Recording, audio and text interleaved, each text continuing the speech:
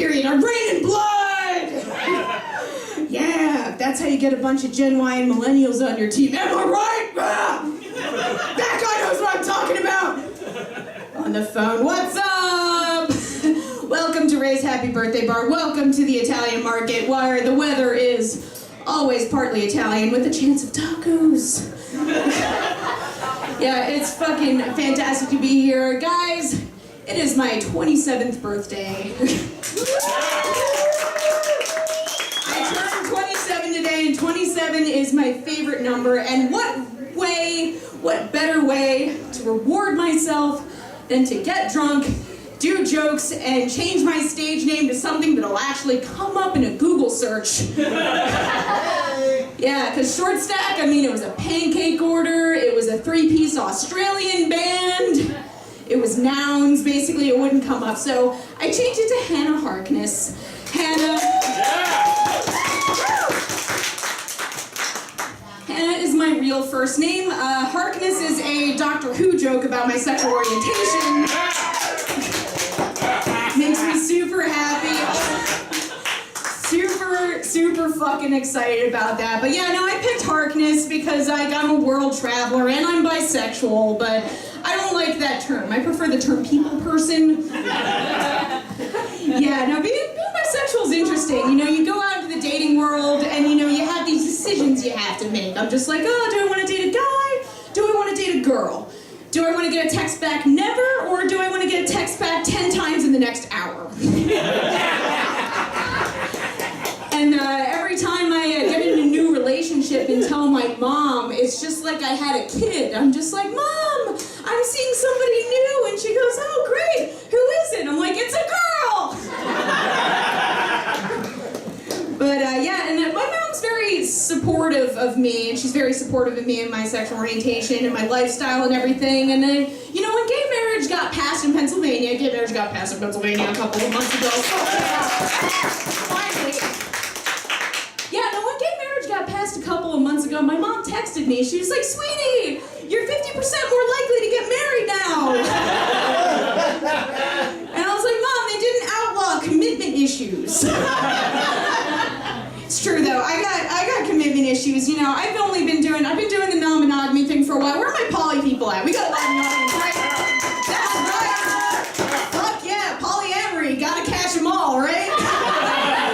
But yeah, no, I've been doing the non-monogamy thing for a while, and you know, but now that I'm getting a little bit, you know, I'm 27 now, and people are just like, oh, you know, open relationships, that's not a sustainable lifestyle. You can't just do that forever. And I'm just like, whoa. Not a sustainable lifestyle? Can't do that forever? Are you implying that I'm somehow gonna run out of stoner dudes with commitment issues? I live in Philadelphia.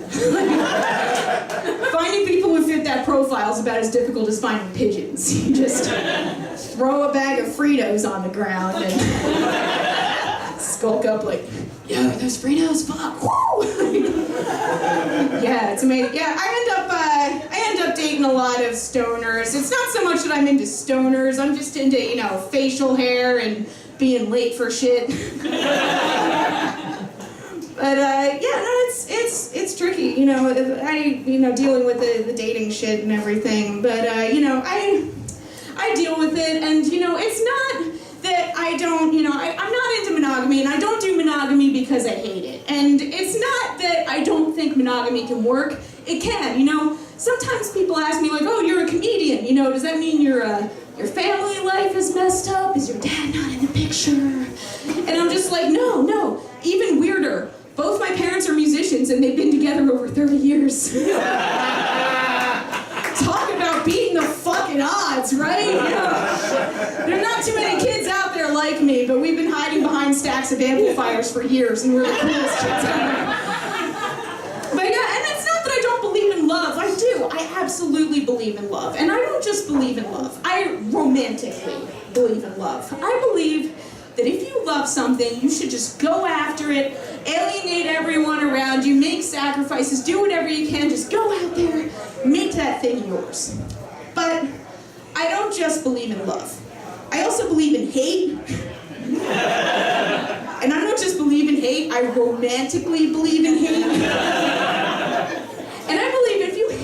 something, you should just go out of your way and pursue it and, alienate people and make sacrifices to avoid that shit at all fucking costs. And it doesn't, you really go after it. Honestly, like, not doing things that you hate, and I'm not talking about frustrate or inconvenience, because, we all do shit that we don't like, and it's whatever. That's life, you do what you gotta do. But when you see, when you hate something, if you truly hate something, when you see it, you will know. And at that point, you should go out of your way and just build a life avoiding it, I would move mountains for hate.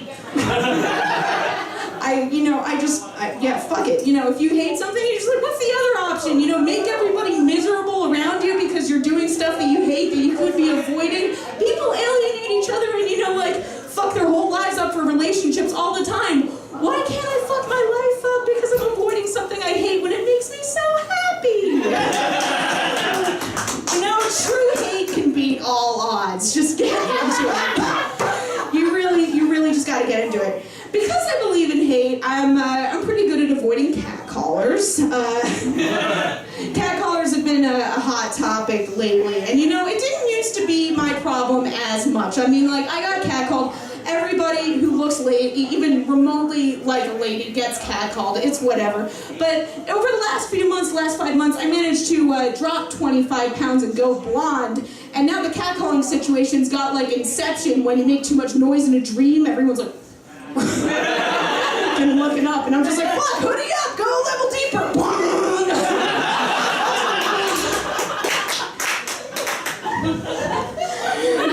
But I managed to get one up on a catcaller the other day. It was pretty great. It was late at night, Market East, whatever. I gotta get to the train station. It's Jefferson Station now. But I get down there, and I need somebody to help me demonstrate what happened to me. Basically, I'm gonna need a little bit of audience participation. Okay, yeah, Gemma. Okay, what do we need you to do? Yeah, Gemma has known me since we were 8, and she is my delivery girl now. It's pretty awesome. You don't need to come up. Can I just tell them something? Yeah, tell her. I'm pretty sure that dance routine that she did in the beginning, she's been doing since 3rd grade. She's not even kidding. I actually saved, I have like a bunch of relics from when I was in 2nd grade, and one of them is a talent show program, and it was just like, Hannah dances to Jamiroquai. Not even kidding, 1997, still holding it down with that goddamn band. But anyway, I'm gonna need Gemma to help me. When I point at you, I need you to ask me if I want some of your big old dick. And when you say it, I need you, for accuracy, I need you to, A, you need to sound old enough to be my dad. 1, okay? 2, I need you to just like really, really grease up your voice. I need it to just be like the scariest, like I need you, like when your voice talks to me, I need to feel like clammy hands, like caressing the outline of the tramp stamp that I don't have yet, but I'm planning, like that. That needs to happen. Okay, so when I point at you, you're gonna do that, and then I'm gonna do what I did, all right? Okay. You want some of my big old dick? No, don't want you in that shit, my dynamite, motherfucker! And then I pulled it. Yeah, I basically just spouted out this like, whoa, like I don't need any of that shit, dynamite, motherfucker, blah! And I left, and I had this like verbal spaz attack, and I walk across the street, and I have the headset in, but then I hear this noise behind me, and I turn around, and this dude is broken down on the street corner, laughing his ass off. And I was just like, holy shit, that was it? That was the solution the whole time? I just had to say something that would make an uneducated street dude laugh? Like, fuck, I've been doing that in clubs for years. Like, why did I just figure this out now? And I'm like, and I only need like 5 seconds to get away, right? And that's about how long it takes for a dude to go like, nah, what? All of the time I need to escape, and then like, I hate it, when people are just like, oh, like, you would appreciate those if, you look different or whatever, and I'm just like, no, I look different like 5 months ago, I don't miss much about that, but I do miss the sweet fat silence. That was God, I miss it, And I love it when guys are just like, oh, well, if it was a attractive dudes hitting on you, you wouldn't be into it as much. And I'm just like, yeah, okay. I would also be into Nigerian scammers if they were real. Like, that's not gonna fucking happen, dude. Ubuntu is not gonna send me $100 million if I give him my social, and Ryan Gosling is not gonna ride up on a white horse outside of Market East at 11 o'clock at night and tell me I have nice tits. Quit living in a fantasy world, bro!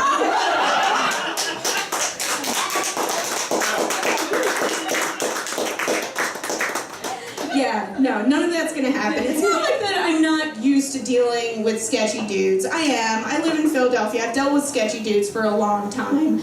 And, you know, I used to live in a little bit of a worse off area. I lived in Upper Darby.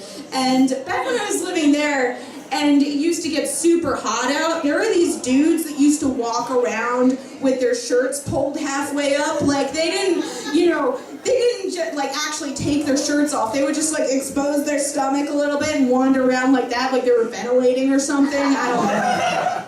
And one day, I just looked at one of these dudes and I was like, yo, take your shirt off.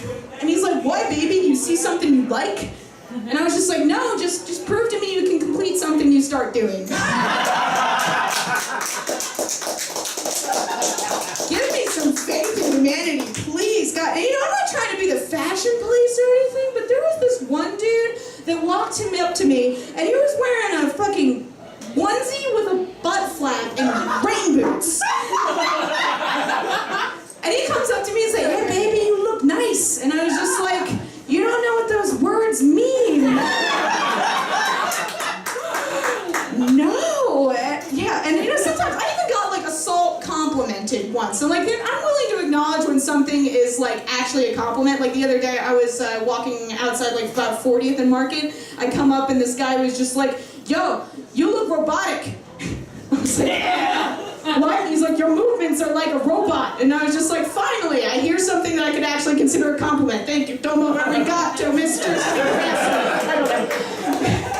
But the one time I was walking out of my apartment and I was, you know, dressed like much like this, maybe even a little more like gothy. And I'm walking out and he starts going, you know what you look like? You know what you look like? You know what you look like? And I was just like, oh, Jesus Christ, I don't want to deal with this right now. I had my head down, you know, I had my headphones in, but he goes, you look like that chick on NCIS. And I was like, oh, shit, you mean the goth lab technician lady? Thank you. She is really skinny. That's a good fucking compliment. The worst, though, is when dudes hit on you from cars. Like, I feel like all of us when we were in elementary school, like, no matter how bad the school system was, had that, like, stranger danger, like, don't talk to people in cars training. And yet dudes still drive around in cars talking to chicks like they think that's gonna be okay. And you know, if you want, a dude pulls up to you in a car to start hitting on you, you at least want it to be a nice car. But it's never a nice car. It's always one of those boxy, wood-paneled, automotive design abortions from the 70s, and dude rolls up and is just like, hey baby, how's it going? And I'm just like, it's not going very far in that fucking lawnmower, dude. Really not going anywhere if I peel back the duct tape. Jesus Christ. Did you tape two cars together? This is a fucking Franken car. Like, your car doesn't have hubcaps, it has neck bolts. Damn. But and then sometimes they don't even stop. They'll just like roll past you and make like one noise out of the window, just like, woo! And they'll get back in the car and be like, yo bro, do you see that? Yo, I just made a noise out a window to a girl. Someday, girl's gonna get in my moving car, she's gonna have sex with me. It's gonna be fucking amazing. How you feeling, bro? Trick question. Bros don't have feelings, make the Limp Bizkit louder! Only Fred Durst understands me. I did it for the movie! And I'm getting! I'm totally getting it! I'm not lying! Girls make noises out of car windows too, but it's not really a harassment thing. It's just an early warning siren to let you know a drunk driver's coming. It's like, make the Kesha louder. Jill, open the sunroof. I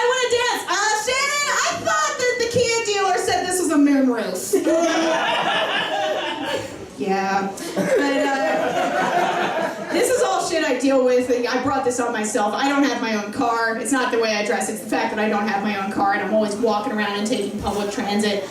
Man, public transit is the best mixed bag in Philly as far as meeting people. Like, we kind of, Philly kind of has the market cornered on sketchy people. But if you take something like the Patco, like where you're mixing the Philly with the South Jersey, it's like the sketchy Underground Railroad.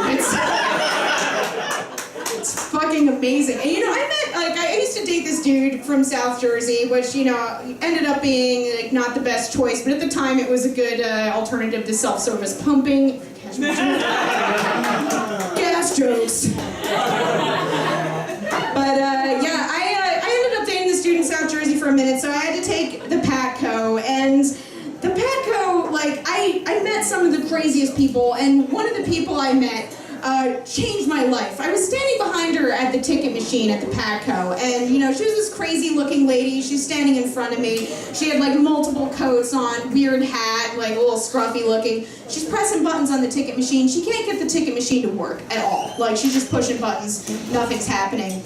And at first she was silent and she's just messing with the ticket machine, nothing's going on. But then she flips out and she starts screaming at the ticket machine. She starts going, "Fuck Philadelphia! This city doesn't want you to get anywhere! They just want to bury you here and trap you underground, and the man is coming after you, they just want to get anywhere! I need to get back to Lindenwold! Where I'm from!"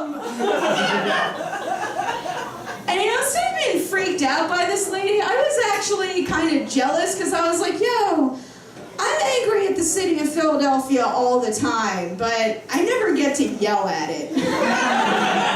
And this lady's just screaming at Philadelphia, and I'm like, that actually looks kind of fun. I'm actually gonna, help this lady out, because I feel a little bad for her. So I was like, "Excuse me, miss, do you need help with the ticket machine?" And she looks at me, and she goes, "Yeah, maybe the ticket machine will work for you, because you're young and you still have hope."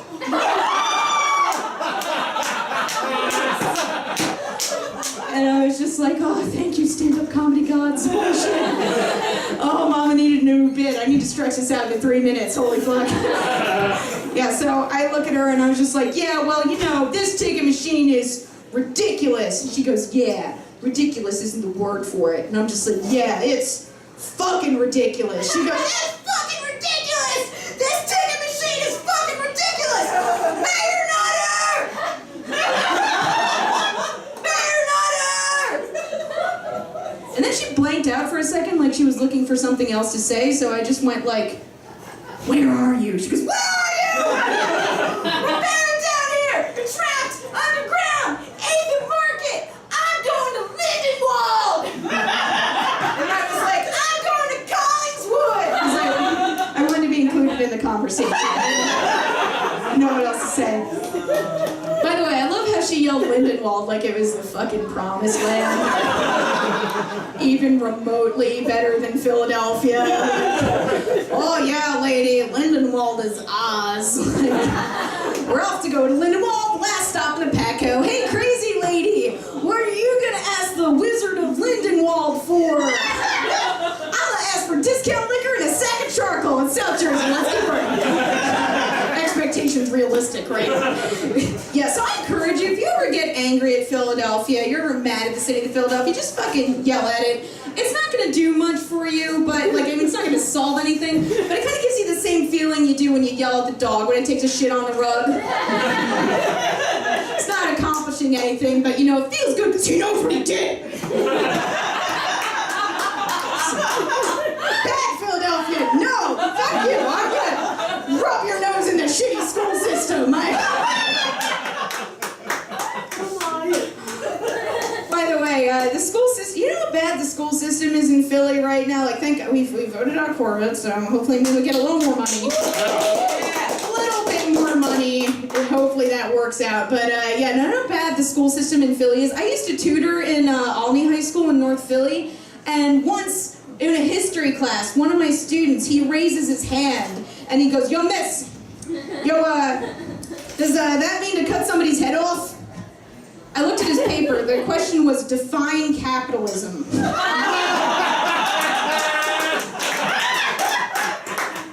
And I was just like, "Oh, sweetie, sweetheart, so close. You're so fucking close. Yeah, so public transit's a little bit of a horror show. I'm gonna tell you guys another little public transit yarn of mine. The other day I was on the Green Line trolley. It goes out to West Philly, and we were underground. And all of a sudden, everything goes completely black, and the trolley comes to a stop underneath the ground. It's just like black, and then the trolley makes a super noisy haul, like ka-kung, ka-kung, ka-kung, ka-kung, and it stops. And it's pitch black in there. There's no lights, and then there was like 3 loud bangs on the top of the subway car, like boom, boom, boom, dead silence. And in that moment, I looked up and I said, "Hey, who here's seen Predator 2?" Entire subway car was like, oh. By the way, that was a test joke, so Predators, right? Yeah, no, Predators are one of my favorite characters in sci-fi just because of how they look. Like, they're so, like, you kind of got all this cool armor and everything. Like, everything's cool from the neck down. You got cool armor, you got knives, you got this body like Conan the Barbarian, and then you got the head of Shredder's Rastafarian cousin. Shredder, you know. Shredder is just, he's Michelangelo's pot dealer, because he's a criminal too, but overall, not that bad a guy. Hey guys, you ever smoke any of that Predator weed? It really sneaks up on you. Sometimes I get a groan for that joke, and I'm just like, yo, are there any Predators here? I wouldn't know. Yeah, gotta love those. I love those sci-fi jokes. I'm a big movie nerd. I'm a big horror movie nerd. I'm a big sci-fi movie nerd. Halloween just passed, so I was watching a lot of horror movies. In particular, I have a favorite horror movie. Who here's seen the movie Teeth? Yeah. We get a couple of like, oh god, I'm uncomfortable claps. Let me fill anyone in who hasn't seen this movie before. Teeth is a movie about a girl who has teeth in her vagina. Vagina dentata. Vagina dentata! Thank you, audience, for the Latin translations. Are you going to give me Latin translations for everything from now on? Because I'd be like my own Wile E. Coyote movie. All along the bottom. That'd be so good. But yeah, Teeth is a movie about a girl who has teeth in her vagina. When she gets raped, it attacks, and that's the only time it attacks.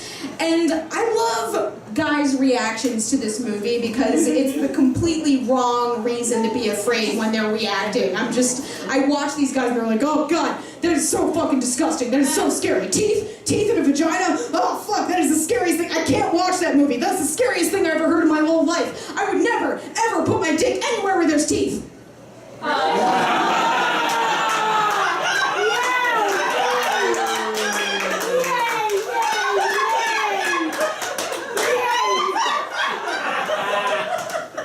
Except a mouth, where teeth are most commonly found in nature. Yeah, no, you want a horror movie about having sex? Maybe you should try, I don't know, every single installment of Friday the 13th. Think about it, Teeth, you gotta mess with one girl to get fucked up. Friday the 13th, you pull your pants down, boom, machete, it's all over. I didn't even need abstinence-only education in high school. I had Jason, right? Guys would be like, oh, you want to go behind the shed and make out? I'd be like, no, that's how blonde bitches get stabbed. I've seen this movie. Not cool yet. I was always like, why is Jason making soda noises? Pepsi played handsomely for this advertising placement, I'll have you know. Oh man, so what I wanted to do at this juncture, since I'm thinking about scary shit happening in the woods, is I'm going to do a little bit of a science fiction double feature, if you will, of the 2 scariest things that have happened to me in the woods. The first one is the first time I hung out with a murderer. Not the last time. The first time. Because I don't know what there is. There's something in my catnip that's fucking perfumed to sociopaths. I don't know what that's all about. But, once upon a time at Westchester University, I was smoking in the woods with the kitchen staff because I'm a piece of trash.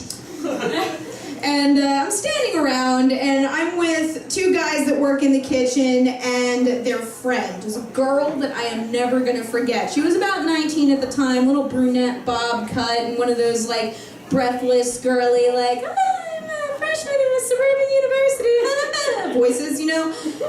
And we're all standing around, and we're going through different times that all of us had been arrested, like you do. And I'm standing there, and the first dude goes, yeah, you know, I was arrested one time for pot.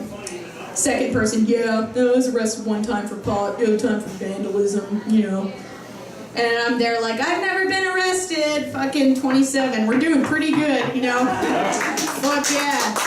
Smart bitches don't get caught, that's how that goes down. But then we get to the girl, and we're like, oh, you know, have you ever been arrested?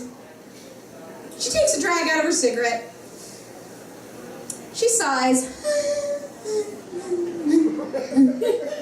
And she goes, counterfeiting and manslaughter?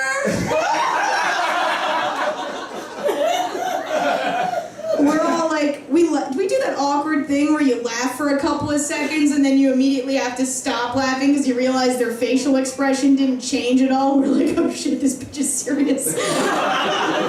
And we look at her, we're like, seriously? And she goes, well, me and my buddy were trying to get a bunch of coke. And we don't have enough money for it, so we're like, counterfeit it, right? So, you know, we go to the place where we're supposed to meet the guy, and the deal goes down, right? And, you know, we do the thing we're supposed to do. But then, you know, as they're pulling away, they suddenly stop, and they get out of the car, and I think they realize something was up, because they pull out these guns, and they come down towards the car, and then he blew out the windows on my nice Honda Civic.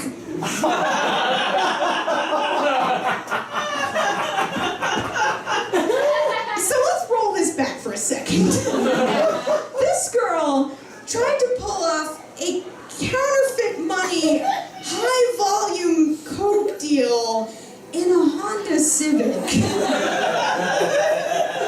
And they say there's no beauty left in this world.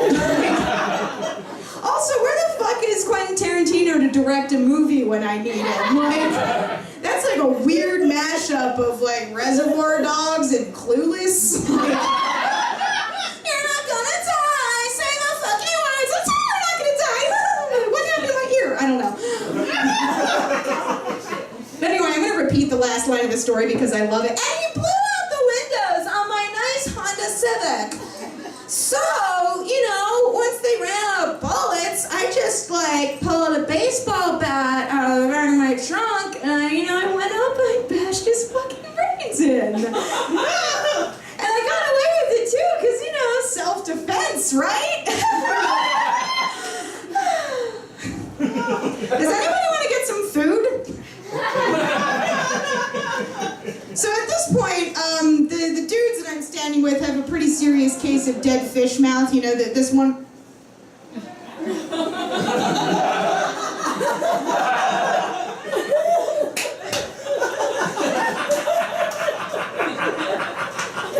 thankfully, I was a little bit quicker on the draw. I was just like, yeah, let's go get some food. Because, you know, I had my conscience active. I had my angel on my shoulder. I had my devil on my shoulder. And then the devil was sitting there going like, man, like in a little Slayer t-shirt, like, oh man, never hung out with a murderer before, this is gonna be metal!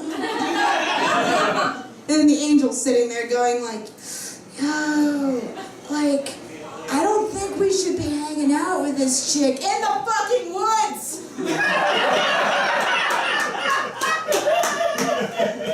I'm kidding you guys, I don't really have a conscience.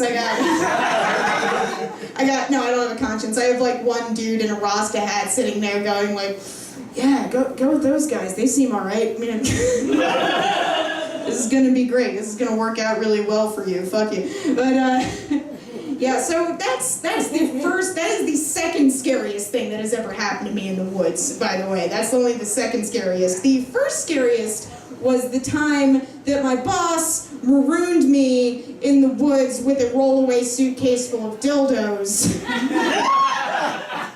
For context, I used to work at a sex shop, and we used to do these vending events where we used to go to these like camping events that was like super free love, like 60s via 2014, I don't know.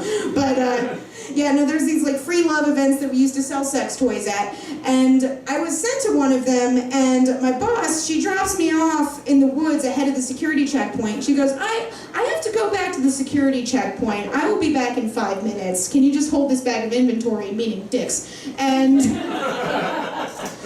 I was like, all right, yeah, no, I'll stand you for a couple, whatever, 5 minutes, it's fine. She goes to the security checkpoint, and I'm standing there. 5 minutes goes by, nothing. 10 minutes goes by, nothing. 15 minutes goes by, nothing.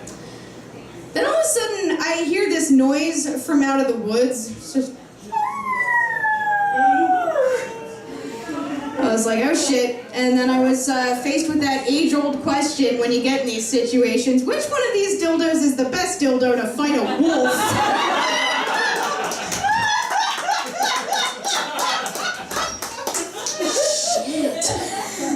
So I'm going through the bag, and then finally I land on this thing called the Enjoy 11. If you have a Google that you don't mind, you know, mucking up with a bunch of dirty searches, turn the save search off, whatever. This Enjoy 11 is this 11-inch stainless steel, like, retails for $300, heavy enough to kill a guy, chrome finish. I kind of want to fuck this thing out of respect.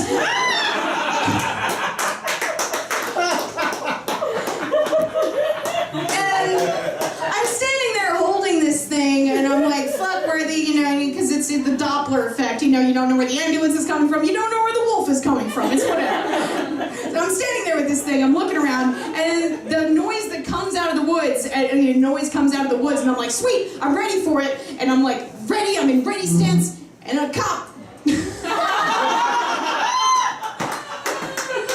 Cop comes out, and I'm just like, oh shit, what do I do? And he gets out of the car, and it might have been a park ranger, it might have been a cop, I don't know. I saw flashing lights, I saw a uniform, I panicked, it's whatever. And he gets out of the car, and the first thing that comes out of my mouth is like, oh, thank God you're here.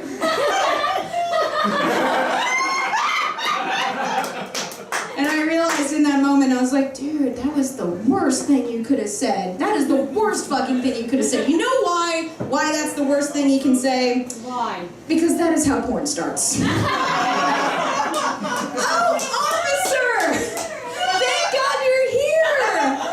I was all alone in the woods with this bag of dildos.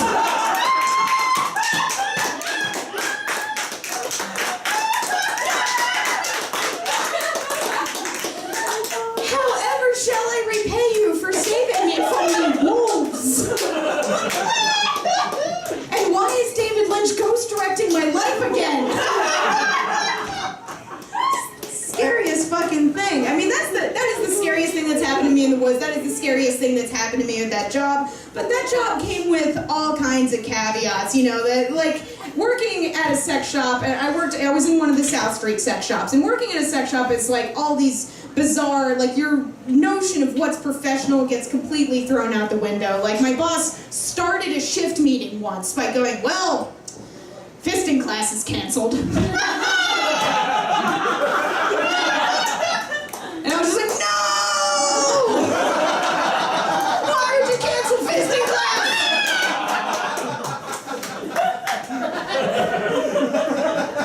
Never cancel that. And we just had strange shit happen, you know, like in strange things that were just regular work realities that you had to deal with. Like there were these dudes that would come in and ask to try on the cock rings, and we're just like, no, you can't do that. But at the same time, my boss was just like, well, if somebody does that, you know, we'll keep a ball of string under the register, and they can go up to the bathroom and they can measure themselves. And I was just like, okay, fine, we'll do that. And then, you know, the first guy that came in and did that, I was just like, sir, sorry, you can't try on the cock rings, but here, measure your dick with this piece of string, it's whatever.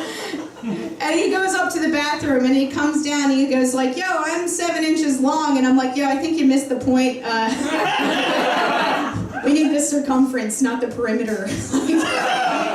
How do you miss the point of the dick string, bro? Like...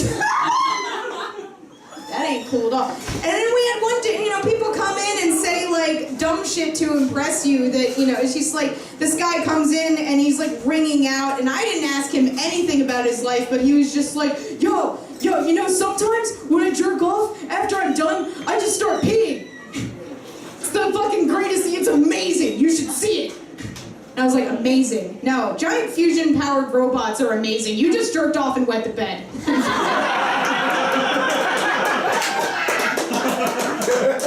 Just like, wow, yeah, great, dude, your dick can do 2 different things. You know, come to think of it, dicks can usually do 3 things, but, you know, with a pickup line like that, you're not fucking anyone, like, ew. And then I had this one dude come in, and he walks in, he doesn't even, like, say hello. He walks in, he picks up a butt plug, and he looks at me and he goes, yo, miss, yo, if I put this up my ass, does it make me gay? And you know what you're supposed to say is no, which is true. If you like stuff up your butt, it doesn't make you gay, it just makes you a butt guy, which is like all of the mess with none of the fashion sense, but whatever.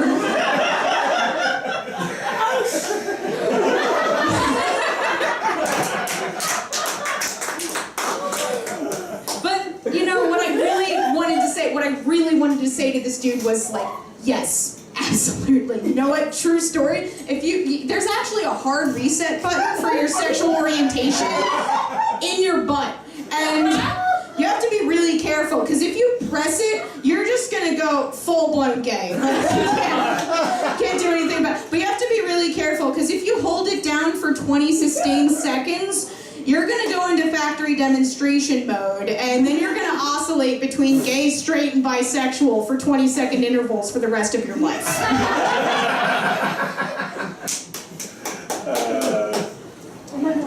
So as I was saying before, I'm kind of a movie nerd. I'm like a huge general nerd, and I'm a huge movie nerd. And in particular, like one of my favorite movies of all time. My favorite movie of all time is Yellow Submarine. Second favorite movie, Kill Bill. Fucking love Kill Bill. It's amazing. And you know, true story that not everybody knows about me. When I go through a breakup, I don't, you know, do the fucking pint of Ben & Jerry's ice cream and watch The Notebook or anything like that. No, I always eat Chinese food and watch both Kill Bill movies back to back. Every single time. Because Kill Bill is the perfect breakup movie. Because it starts out with that beautiful, heartbreaking Nancy Sinatra song. It starts out with the, like, now he's gone, I don't know why. Still at night sometimes I cry. He didn't even say goodbye. He didn't take the time to lie. Bang, bang, he shot me down. Bang, bang, I hit the ground. Bang, bang, that awful sound. Bang, bang, my baby shot me down. And then she wakes up, she kills her rapist, she stabs everybody in the face, and then she kills her boyfriend by punching him in the heart until he explodes. Best breakup movie ever!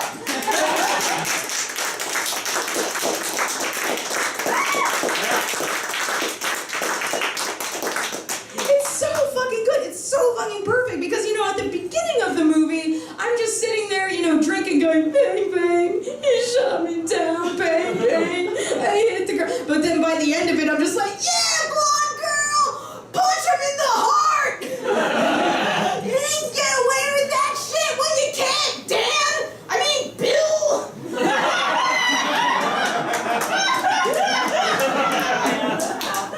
Good times. So, let me ask you guys something. At what point in your one-woman show is it appropriate to transition into Pac-Man/fiction? Right now! Right now? Is it now? So, a little while back, I was, and Shannon remembers this because she also had a really fucking awesome performance in the same thing. Plus Two Comedy, which is a really awesome group that you should look up at Jester. They tape out of Jester's Playhouse out in Plainfield, New Jersey. Did I get the name right? I'm a little buzzed. Did I get the name right? Plainfield? Yeah. Plainfield. It's near Atlantic City. It's in a comic book store. It's fantastic. But, they had a little bit of a slash fiction competition, and I was in it, and I was told that I needed to write an erotic fan fiction of something that they gave me the subject for in 30 minutes. The thing they gave me was Pac-Man. And the thing that I wrote is still, like, annoyingly, the thing that I wrote in 30 minutes instead of slaving over it for weeks is still one of the best things I've ever written. And I swore to myself as I was writing it, I was like, man, at some point, I'm gonna memorize this and I'm gonna perform it, and I'm gonna clean it up with voices and shit. Several months passed, nothing, but then my birthday came along and I'm just like, oh, when else can I make people listen to this film noir slutty Pac-Man shit? So, here we go, guys. This is the inaugural performance of the erotic fanfiction, Pac-Man, A Game to Kill For, narrated in the style of Frank Miller. The night is hot as hell. I'm staring at a goddess and she's telling me she wants me. I don't waste one more second wondering how I've gotten so lucky. The air is hanging heavy, like the breath of a ghost that's swallowed one too many a sweaty yellow pixelated body. I slam the door behind me and ignore the sounds of the ghosts rushing outside. This neighborhood's gone to shit. But that's not what's on my mind right now. I feel a drop of sweat trickle down from the top of my head down to some other part of my head. I'm looking in front of me and I see the goddess spread out, her mouth slightly open, like always. She purses her lips and says those magical words. Waka waka! God damn it, Ava, I never thought I'd let you say those words to me again. It's Mrs. Pac-Man now. You're a cruel bitch, Ava. You drag me down here saying your life is in danger, and then you throw your marriage in my face while you seduce me. You're a cruel, heartless cunt circle. And yet you came for me. However did you find me, Pac? It was easy, Ava. I just followed the dots.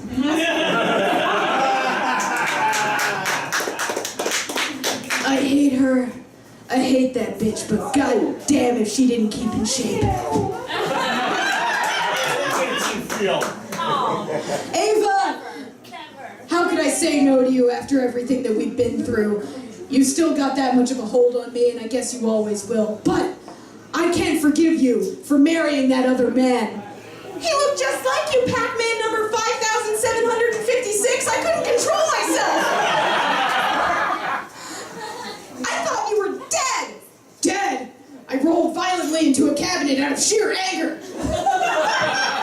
Cherries spilled all over the floor, including the big white dot that I've been holding on to for Donkey Kong. Dead? Oh God, dead? She goes, Pack the cherries! And I'm like, fuck the cherries, Ava! You know damn well we don't die! We regenerate in another round of gameplay!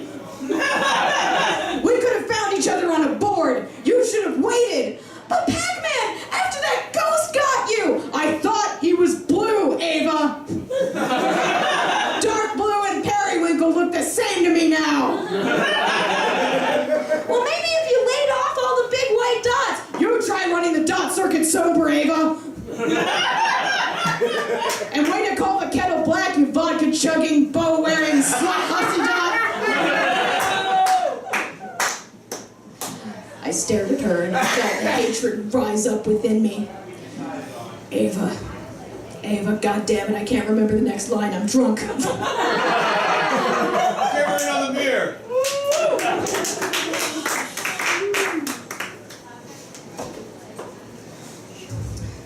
I stared at her and said, Ava, I hate you. I hate you and I hate everything you represent. She looked at me and she said, God damn it, Pac. I love it when you talk dirty. This is serious, Ava. Punish me, Pac. Violate my diameter. You want me to punish you? Okay. I slammed her against the wall and she ricocheted all around the room like a sultry yellow pinball. I called her every foul name in the book, including Skank Shape.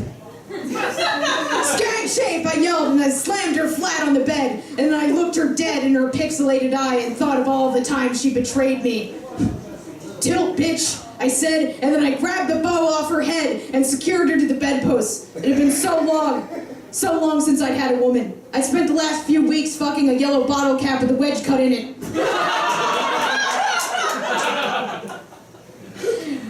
Ava struggled against her bonds, and I said, buckle down, Ava. I'm gonna munch on the back of your circle thing. Wah, wah, wah, wah, wah, wah, wah, wah. I started to munch on the back of her circle thing, and she struggled against her bonds, but to no avail. So long since I'd had a woman. I felt as though I'd spent an eternity swallowing balls. I made quick work of the back of her circle thing, and she struggled, but to no avail. She was my tiny 8-bit prisoner. She looked for an escape, perhaps for a tunnel that would come out on the other side of the board. But to no avail. She was my prisoner, and soon I watched desire take hold.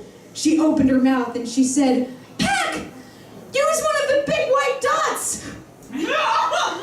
I thought you'd never ask, my 360-degree bitch monster. I gobbled up the white dot on the floor, and I felt the noise well within me. I munched on the back of her circle thing with twice the enthusiasm. Ava felt the crescendo well within her soul, as did I, and I cried out a name that I never thought I'd say again. Ava! Ava! Oh, Pack! Boo, boo, boo, boo, boo.